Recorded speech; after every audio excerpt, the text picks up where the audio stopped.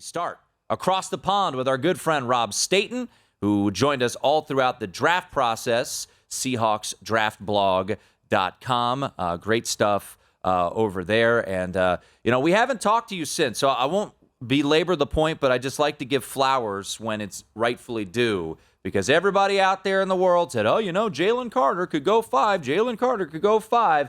And Rob came on this show countless times and said, it is not happening. So well done, sir. But I'll pivot off of that to this question. Devon Witherspoon was the selection for the Seahawks at number 5, corner out of Illinois. What have been the early reports out of Seahawks camp of Devon Witherspoon and how he's acclimating to the pro game? Slight concerns there, guys. He is on his second hamstring injury already of training camp. And, there are certain injuries that you don't want your receivers and your cornerbacks getting, and a hamstring is one of those. So I think right now they've said it's not a serious injury. Right now, I think they're just protecting him. They're just making sure that he's going to be okay. But that is a little bit of a worry. They've also been playing him a lot in nickel cornerback, so he's not been playing outside. I think they like the fact that he's aggressive and he can attack into the backfield, that he's good versus the run. So I won't be surprised if he even starts the season playing as Seattle's nickel cornerback, and that you see Tariq Woolen, who's back from his own injury, playing outside with Mike Jackson. On the other side, he's had a very good camp, apparently. So we could see Devon Witherspoon starting as the nickel. It's interesting. He was not the only significant draftee. Jackson Smith and Jigba, I thought they got a steal. They took him at 20.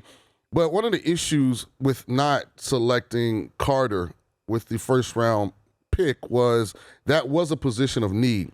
They selected Derek Hall, edge from Auburn, and also Cameron Young from Mississippi State and Mike Morris, an edge from Michigan. Have any of those young guys kind of asserted themselves? Because there was a lack of consistent pass rush and needed depth and talent on that defensive front. The answer to that, I'm afraid, is not yet. Certainly not in this training camp so far. They are a little bit low on the depth chart.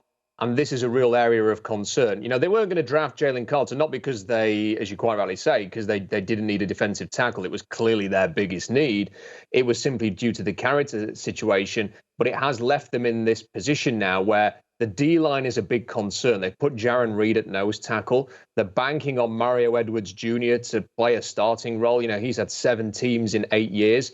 Draymond Jones has come in at a big price, and he's a huge addition for the pass rush.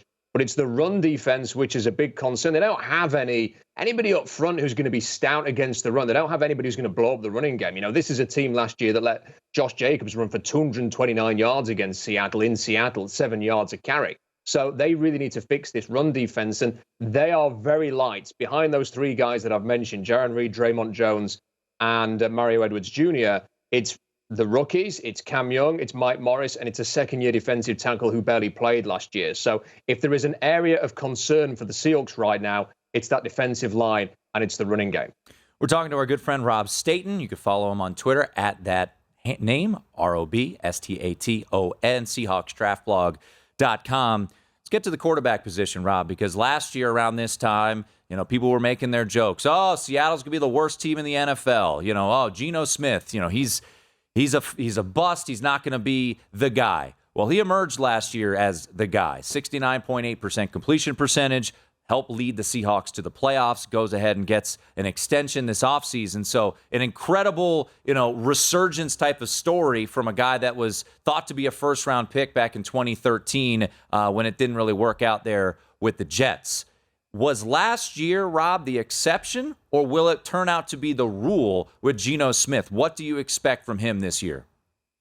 Geno Smith can have no excuses not to have a fantastic season. Look at the weapons he's got. DK Metcalf and Tyler Lockett were already there. Now you throw Jackson Smith and Jigba into the mix. He's got tight ends.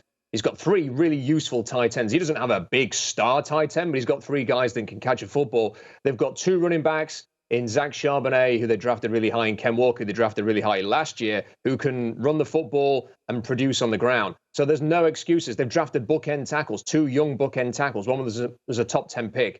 So they've given everything to Geno Smith to go and succeed this year. And the other thing that he's got are 31 million reasons to have a good year. Because if he doesn't have a good year this year, they've got an out next year and they're going to cut him. And if they keep him on the roster because he succeeds and he plays well as a starter, that's his salary next year, $31 million. And it can increase as well. He's got a whole bunch of incentives on getting as many touchdowns as he did last year, getting the same amount of wins, which is only 9, to get a nice bonus there as well. So there's lots of incentives for him. He can really boost his salary up towards $40 million if he has a really strong year. So he's got all the weapons. He's got all the pass protection he needs. He's got all the financial incentives. He has to have a good year. This is a huge opportunity. I would say he couldn't ask for a better opportunity at this stage in his career. So he's got to deliver now, and the Seahawks will be banking on him to deliver. They need him to play well. So, Rob, I'm extremely bullish on the Seahawks. I actually have them to win the NFC West. I've went as far as them to be the representative of the NFC in this year's upcoming Super Bowl. I think Pete Carroll has done that big a job. I know you're as in tuned as anyone we have on the program.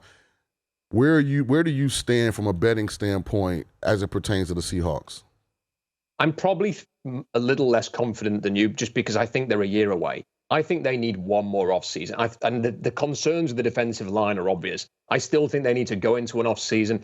I'm already having a look at the draft for next year. It's looking pretty good at defensive tackle. They might be able to get a few guys in there. They need some veteran help. I think they need another draft and another free agency period where I would feel really confident saying, yeah, do you know what? They're a big contender in the NFC. And I just fear a little bit that defensive line is going to cost them in some of these big games, especially when they look, how often do you see it now in the NFC? It's the teams with the great defensive lines who are going further. And the Seahawks can compete, I would argue, with the Niners in terms of offensive firepower and potentially the Eagles as well. But those are the two teams are really strong on the defensive line. And that's where the Seahawks are probably going to have a little bit of an issue. So I think they're a year away from feeling really confident about their chances. But it's a wide open NFC. You could probably pick about 6 or 7 teams and go, they have got a legit shot. I don't really think we know what we're going to get from the San Francisco 49ers. Who's going to be playing quarterback for them in week 6? Can any of these guys actually stay healthy? Can any of them be consistent? This is a big question mark. Now, Kyle Shanahan he might be able to throw me out there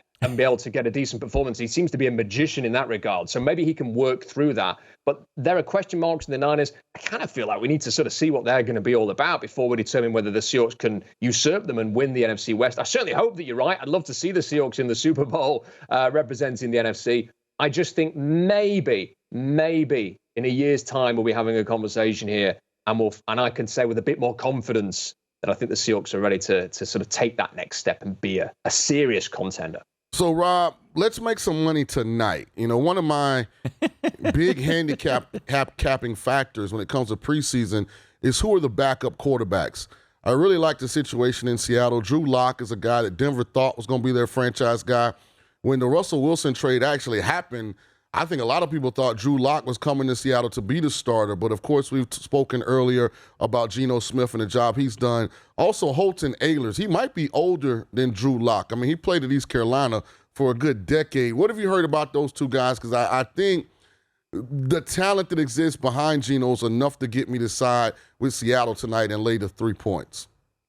Pete Carroll has said that Drew Lock is going to play an awful lot of football during preseason. I don't think Geno Smith will be out there that long in any of these games. Last year, they wanted to have a good look at both and have a real competition between the two. And Drew Lock got COVID and then missed the last 2 games. So I think they see this as his opportunity to show what he is all about, to get a proper look at Drew Lock. So I think he's going to play an awful lot of football in this game. And if that's the case, he's going to have a point to prove because he's not just auditioning to the Seahawks right now. He's sending a message to every other team. He's going to be out of contract next year. Hey, look, give me a chance. I've been in Seattle for a couple of years. Give me a chance to come in and compete as a starter in this, let's say, the way that Baker Mayfield's getting that opportunity in Tampa Bay. So he wants to send a message to the other teams. There's going to be an incentive for him. The Seahawks have got some good weapons, some good depth in that regard, so they might be able to keep some interesting offensive guys on the field. So, yeah, do you know what? Let's be positive about the Seahawks tonight. I think maybe, for people who want to have a bet on preseason football, if Drew Lock is motivated and he can get the ball out quickly, they may have a chance to win this game. Rob, always appreciate the insight, and we will no doubt be talking to you soon. Thanks, guys. Anytime. SeahawksDraftBlog.com. There's our breakdown of the Seattle Seahawks. Not as optimistic as my partner in crime. Go to VSiN.com/subscribe to become a VSiN Pro subscriber today.